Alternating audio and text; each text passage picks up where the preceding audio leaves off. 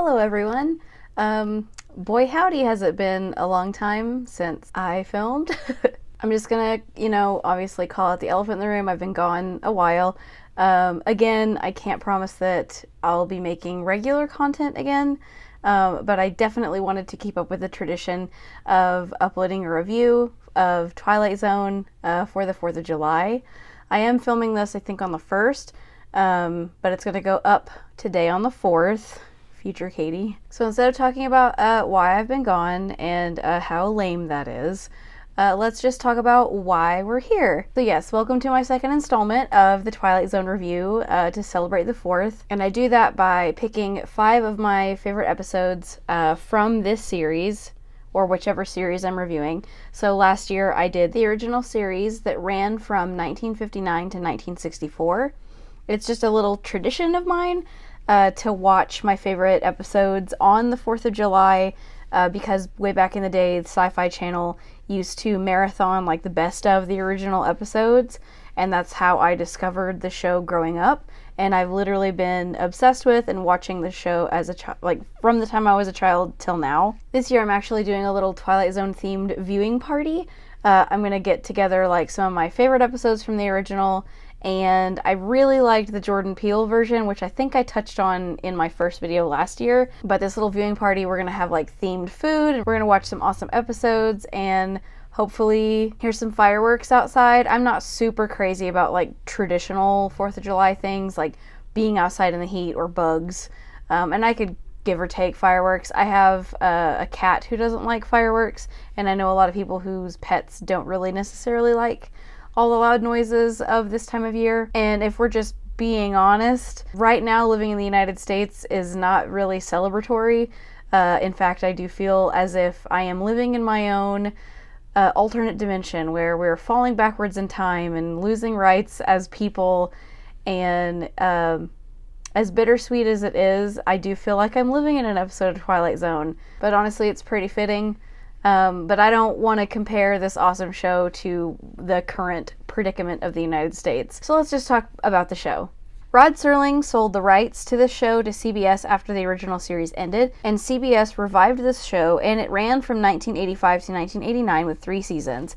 Similar to the original, it featured anthological episodes which are written by different writers and directors, bringing all kinds of stories to life. I just want to start this off first with how I feel overall about the revival. Guys, I don't love it. The 80s definitely were a different time, and I feel like when they revived this show, they lost the quality that made it so like strange and unusual and peculiar. Because like Twilight Zone, sure, it had like horror elements and it was kind of spooky, but that wasn't its main goal. Like I feel like Twilight Zone was literally taking like mundane like situations for characters and putting it in an alternate dimension where it's just off by a little bit. Like, it's almost like you have to adjust your TV settings. In the 80s, I don't know, they didn't do a great job. Like out of the 60 plus episodes that ran, the 3 seasons that ran, I only recorded 16 episodes for like what I would potentially share on this video, and that is not a lot. So after I'm done talking about my top 5 episodes, I will be listing the full 16, just in case you're curious what my favorites were. I tried to pick ones that either stood out from the rest of this series or gave me the most Twilight Zone vibe. And I'll go over that whenever we're finished here, so let's just jump into my top 5 episodes. The first episode I'm going to talk about is from episode 4. It's the 3rd story, and it's titled Nightcrawlers. It's about a veteran of the Vietnam War who shares his nightmares with the patrons of an all-night diner. This one is really awful. And I don't mean like it's bad. I mean, it's kind of hard to sit through. This man comes into, just like the description says, an all-night diner, and all of the patrons there's like a cop there, and like a cook, and a waitress, and I believe there's like a family in a booth. They're all getting kind of like off vibes from this guy, and, the cop is kind of pressing him on like why he's driving so fast, and like the weather's really like bad outside, like it's torrential downpour. The cop's like not letting up and like getting all in his business, and eventually he starts kind of like unloading about how he left his, like, I guess the guys from his platoon or his troop or whatever, he kind of left them to die when he was stationed in Vietnam, and it's like his PTSD comes to life in this diner, and it's really cool because you get to see like these Vietnam soldiers, like they're outside the diner, like as he's like telling the story of his, what happened, and they look all zombified and gross. It's really awful. It's hard. It's grotesque, but it's good, and that is a good description of like an alternate dimension where like you start unloading your trauma dumping on all these strangers in a diner, and then you're actually reliving it because he relives it through his his post-traumatic stress disorder.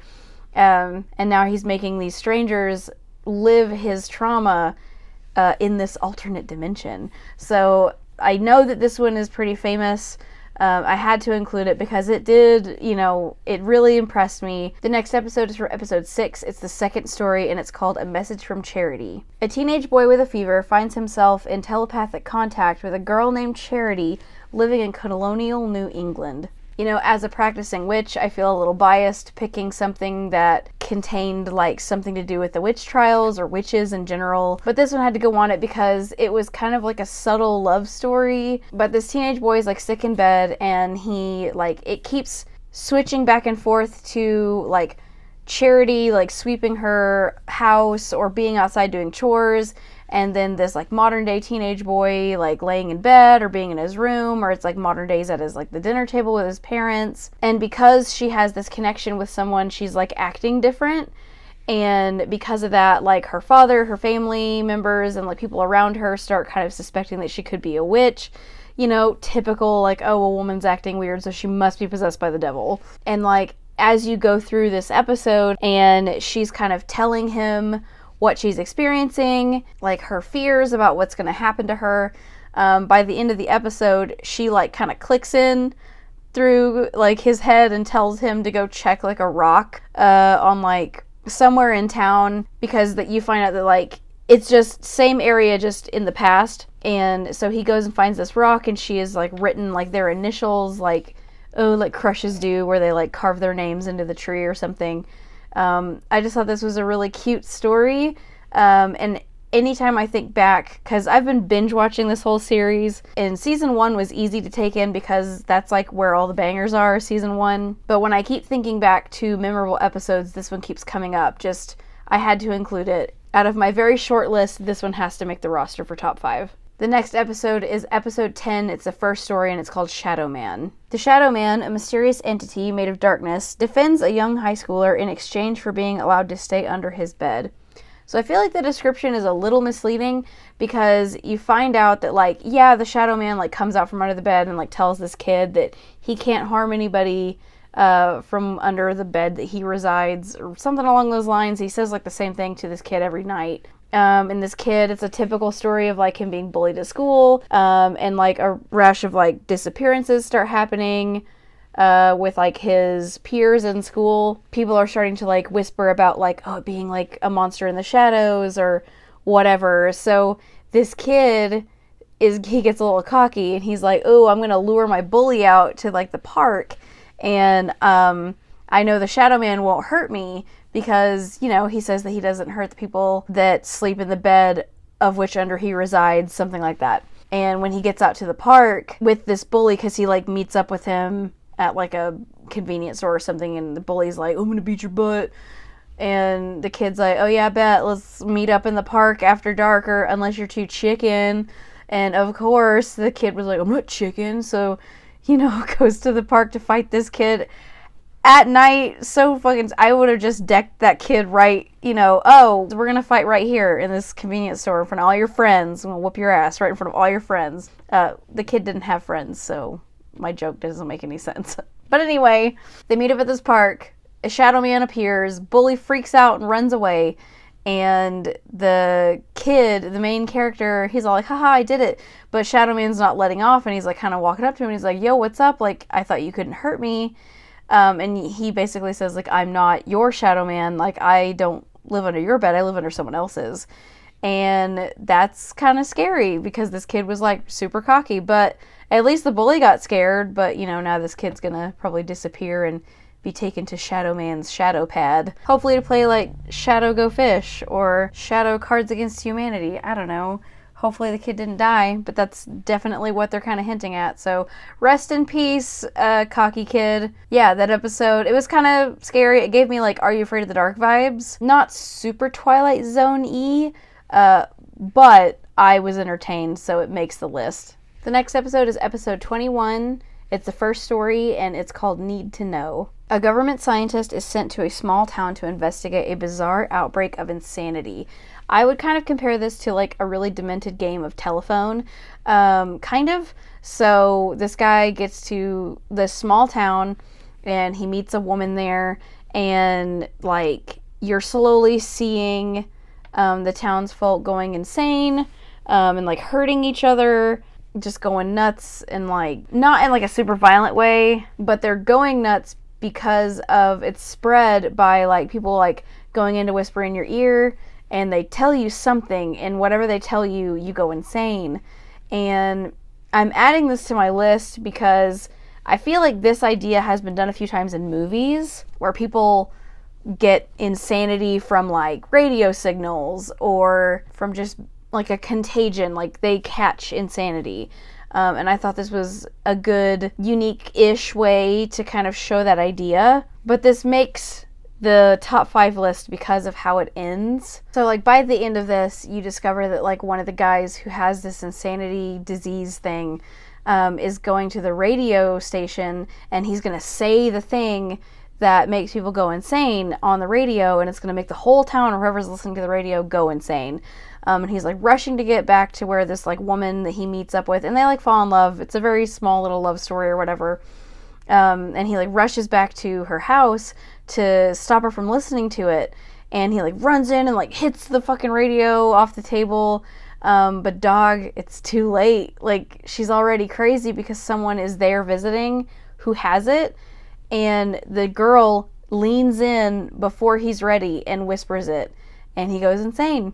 And it was just like a twist ending, and it's just so good. It's so good. And I'm sorry that I just spoiled it for you, but I also probably did a very poor job of talking about it.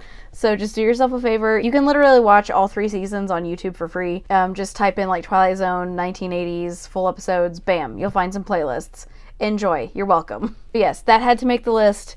It's probably the best one, the best one out of the 5. And then on to our last episode. It's episode 7 from season 3, and the story is called The Helgermite Method. An alcoholic goes through an extremely painful and potentially deadly cure for his drinking problem. I am a sucker for like parasites, bugs, creature features, although they freak me out in real life. I like to watch, like, it's the same thing with like deep sea horror. I like watching that, although I will never go into an ocean. I struggle to get into a lake. So like I really like to watch things that pertain to subjects that actually scare me. And this man has a drinking problem, and it's like affecting his marriage. A guy finds him at the bar and like gives him his card, and I guess he's like offering to help him with his problem. And so he goes to this doctor dude really late at night, and he's like, oh, your card said any time of day or whatever.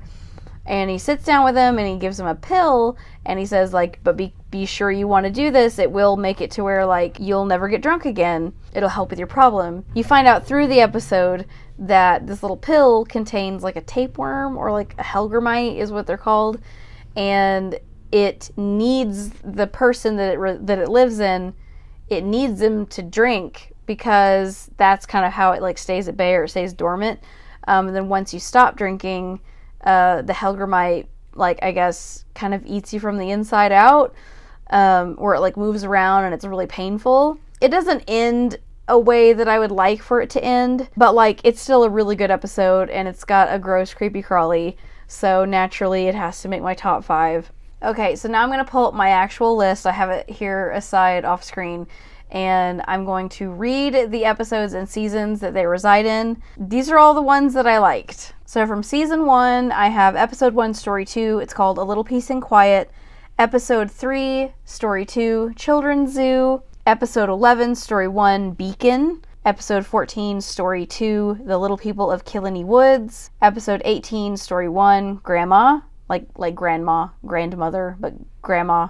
Episode 18, Story 3, Cold Reading. Now on to Season 2. Episode 2, Story 1, What Are Friends For? Episode 5, Toys of Caliban. Episode 8, The Card. And then from Season 3, Episode 9, The Call. And Episode 24, Cat and Mouse. Okay, so 2 things that I wanted to touch on. They did... there was like a couple of episodes that they like redid from the original, one of which was one that made my video last year called After Hours. They redid that idea with like a woman going down into like the 9th floor of a department store, and she ended up being like a mannequin.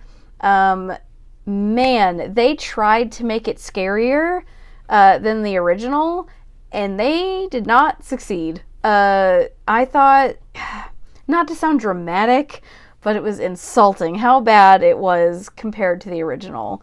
Big yikes, my dude. Another one that just like stood out because of how bad it was, episode 17 from season 3 called Stranger in Possum Meadows. Dog, the acting was atrocious. I'm going to include a couple of clips from that episode in here now. But you know how dangerous it is. There are only the 2 of us out here. Well, you understand. Well, I guess I have enough chicken for 3. Come on in. Yay! Hello, Danny. Biff, quiet.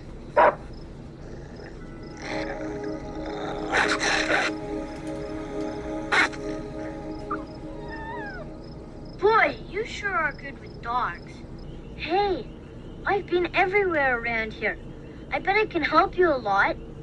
Mom, can I go as scout tomorrow and help him find places for his business? It's just the dishes. You don't seem to know too much about housework, do you? You want to borrow my flashlight? Thank you, but I don't think... I'll get it. That little kid, the mom, like the guy, like all of it was so bad, and they like rushed into...